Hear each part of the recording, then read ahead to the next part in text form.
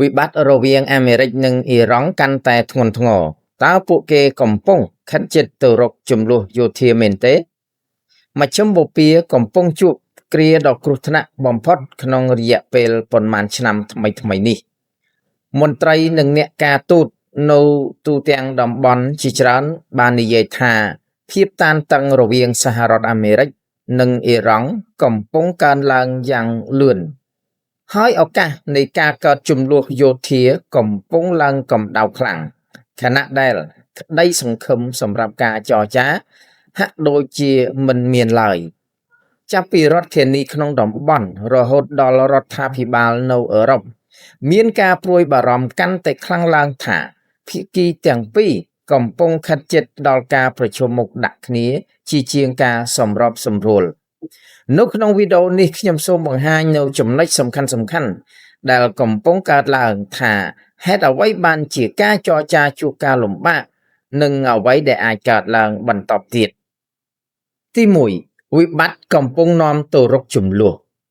ប្រភពការទូតនិយាយថាប្រទេសទាំងពីរអាចនឹងប៉ះទង្គិចគ្នាផ្នែកយោធាដ៏ខ្លាំងជុំវិញកម្មវិធីនុយក្លេអ៊ែររបស់អ៊ីរ៉ង់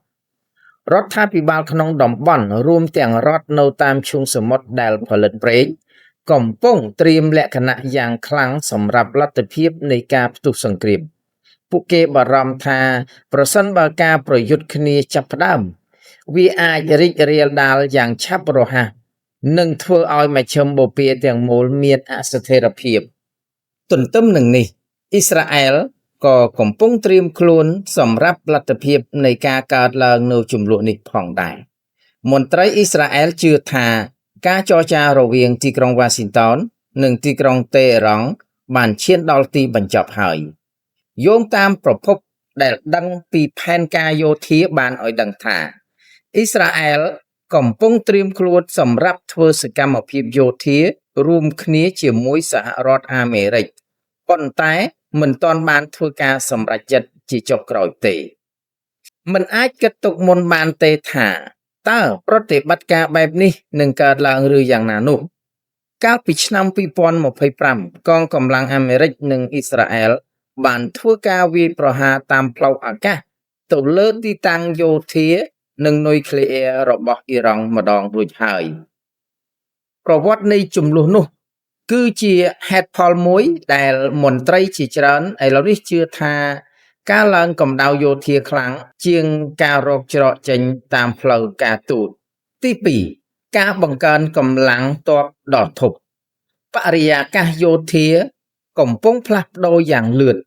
ទីក្រុងវ៉ាស៊ីនតោនបានដាក់ពង្រាយយោធារបស់ខ្លួនជាច្រើនកន្លែងនៅក្នុងតំបន់មជ្ឈមបូព៌ាចាប់តាំងពីសង្គ្រាមអ៊ីរ៉ាក់ក្នុងឆ្នាំ2003នាវាចម្បាំងនាវាផ្ទុកយន្តហោះនិងយន្តហោះប្រយុទ្ធកំពុងត្រូវបានដាក់ពង្រាយនៅតាមទីតាំងយុទ្ធសាស្ត្រនានាមន្ត្រីតំបន់ខ្លះជឿថាការបង្កើនកម្លាំងទ័ពនេះបានដាក់សម្ពាធនយោបាយលើថ្នាក់ដឹកនាំរបស់សហរដ្ឋអាមេរិក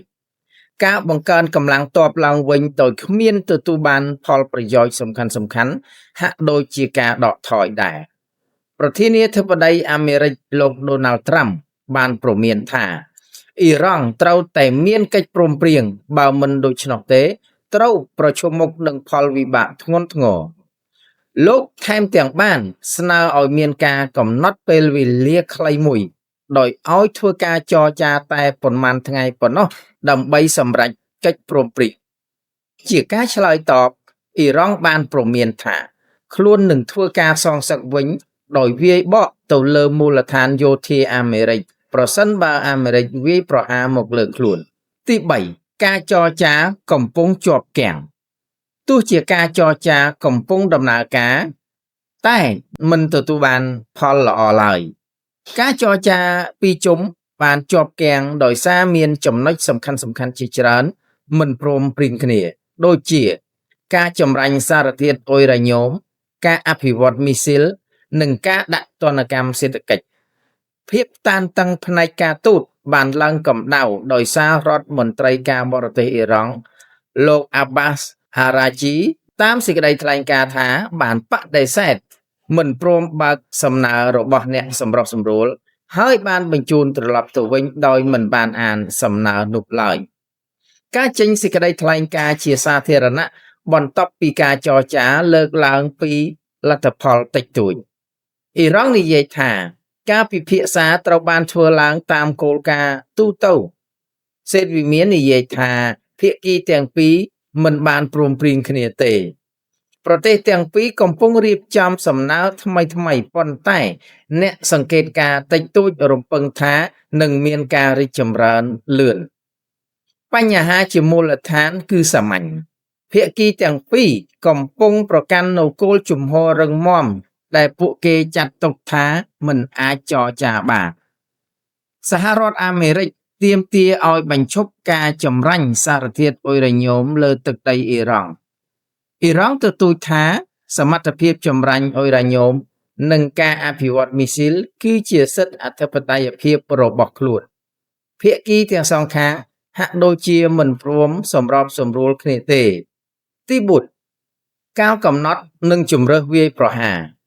សម្ពាធយោធាបន្តកើនឡើងប្រធានាធិបតីត្រាំបាននិយាយជាសាធារណៈថាលោកកំពុងពិចារណាលើការវាយប្រហារយោធាកម្រិតតូចដើម្បីបង្ខំឲ្យអ៊ីរ៉ង់ព្រមព្រៀងធ្វើកិច្ចសន្យាពេលវេលាអំពីលទ្ធភាពនៃការផ្ទុះអាវុធនៅតែមិនច្បាស់លាស់ប៉ុន្តែ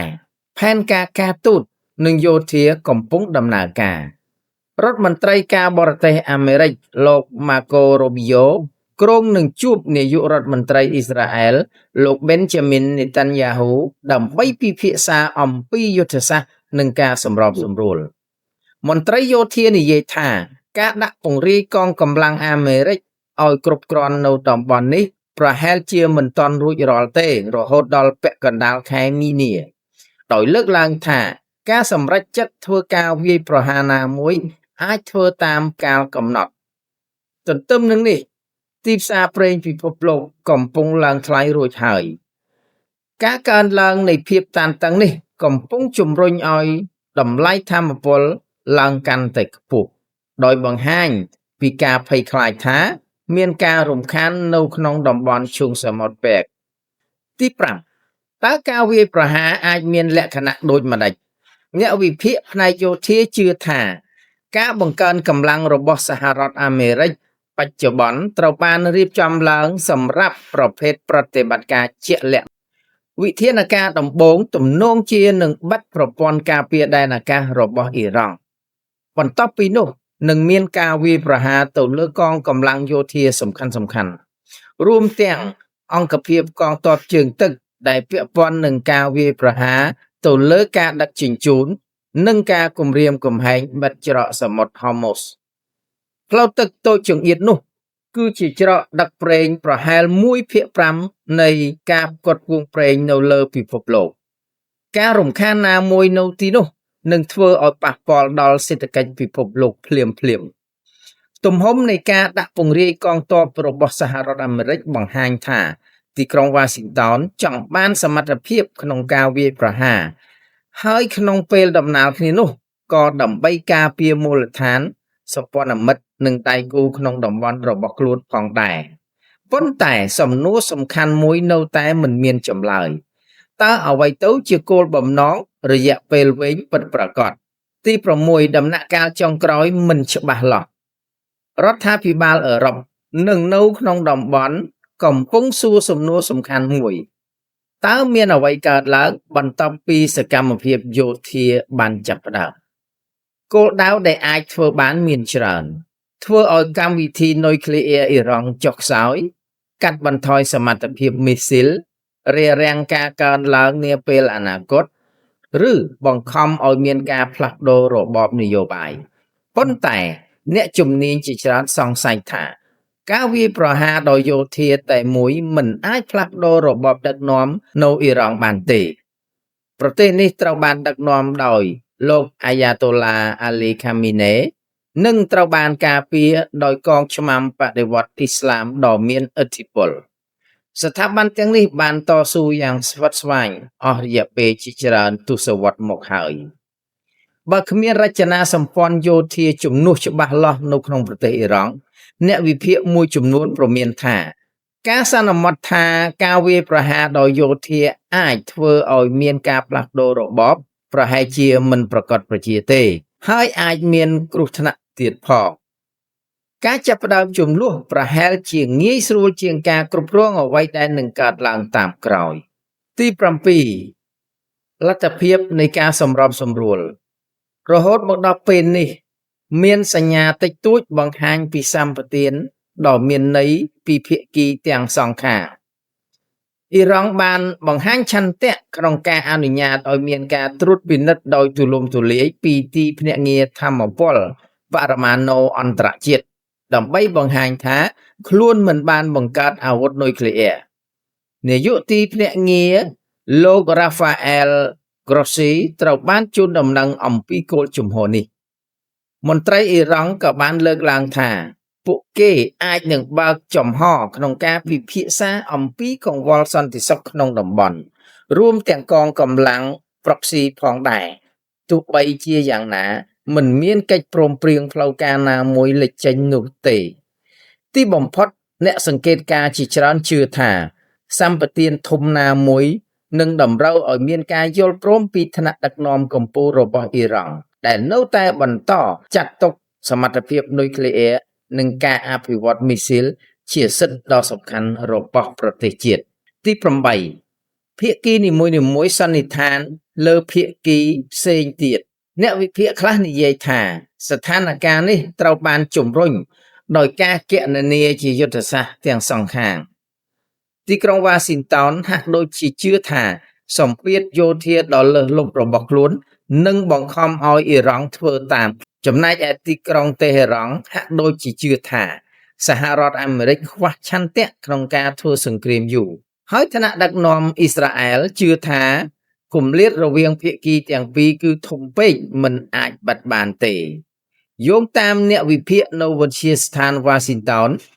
ការគណនាខុសទាំងសងខាងនេះអាចធ្វើឲ្យមានការប្រជុំមុខដាក់គ្នាកាន់តែខ្លាំងឡើងភាគីនីមួយៗរំពឹងថាភាគីម្ខាងទៀតនឹងដកថយវិញគ្មានភាគីណាមួយចង់ធ្វើជាអ្នកដកថយនោះទេទី9ភាពមិនច្បាស់លាស់ការចរចាការទូតនៅតែបន្តប៉ុន្តែស្ថិតនៅក្រោមសម្ពាធខ្លាំងកងកម្លាំងយោធាកំពុងបោះទីតាំងរដ្ឋាភិបាលក្នុងតំបន់កំពុងត្រៀមខ្លួនទីផ្សារប្រេងសកលកំពុងឡើងខ្ពស់ហើយមេដឹកនាំនយោបាយកំពុងថ្លឹងថ្លែងរកការសម្រេចណាមួយដែលអាចផ្លាស់ប្ដូរទិដ្ឋភាពសន្តិសុខនៅមជ្ឈិមបូព៌ាថ្លែងទៅកាន់ទូរទស្សន៍ Al Jazeera មន្ត្រីអ៊ីរ៉ង់បានសង្កត់ធ្ងន់ថាពួកគេមិនស្វះស្វែងរកអាវុធនុយក្លេអ៊ែរទេប៉ុន្តែពួកគេក៏ទទូចផងដែរឲ្យរក្សានៅអ្វីដែលពួកគេហៅថាជាសិទ្ធិផ្នែកបច្ចេកវិទ្យាដែលជាអធិបតេយ្យភាពរបស់អ៊ីរ៉ង់ទន្ទឹមនឹងនេះទីក្រុងវ៉ាស៊ីនតោននៅតែបន្តទទូចថាត្រូវតែបញ្ឈប់ការចម្រាញ់អ៊ុយរ៉ាញ៉ូមគោលជំហរទាំងនេះនៅតែមិនស្របគ្នាទាល់តែសោះការសន្និដ្ឋានបើដូច្នេះតើត្រូវបាត់បញ្ចប់សង្គ្រាមដោយរបៀបណាឥឡូវនេះពិភពលោកកំពុងខ្លំមើលវិបត្តិ